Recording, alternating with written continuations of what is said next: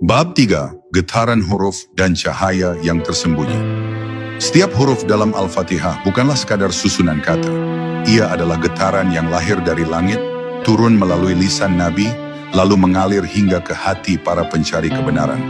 Para sufi meyakini setiap huruf adalah cahaya yang bersembunyi di balik bunyi, dan setiap kali ia dilafalkan, sebuah percikan cahaya itu masuk ke dalam jiwa. Tetapi cahaya itu terlalu halus untuk dirasakan sekali saja.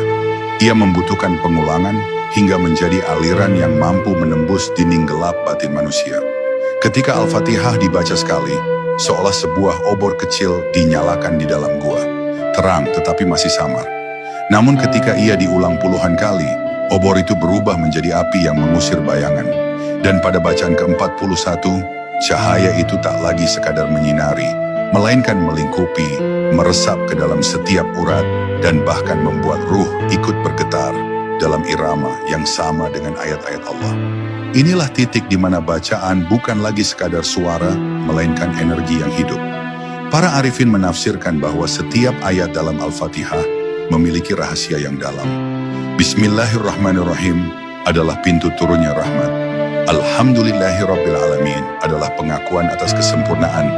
Iyyaka na'budu wa iyyaka nasta'in adalah sumpah kesetiaan, dan seterusnya hingga waladdallin yang menjadi pemisah antara hidayah dan kesesatan.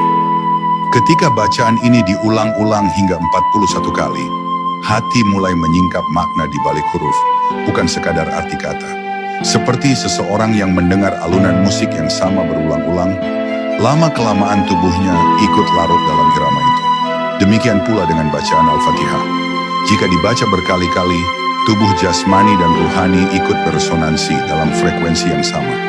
Pada akhirnya bukan lagi Anda yang membaca ayat itu, melainkan ayat itu yang membacakan dirinya sendiri melalui Anda. Inilah yang dimaksud para sufi. Al-Fatihah adalah cermin, dan ketika Anda menatapnya cukup lama, Anda akan melihat bukan diri Anda, melainkan cahaya Allah.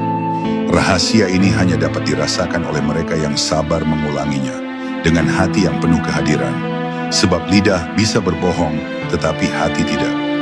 Jika hati hadir, setiap huruf adalah cahaya, setiap ayat adalah langkah, dan setiap pengulangan adalah tangga menuju keabadian.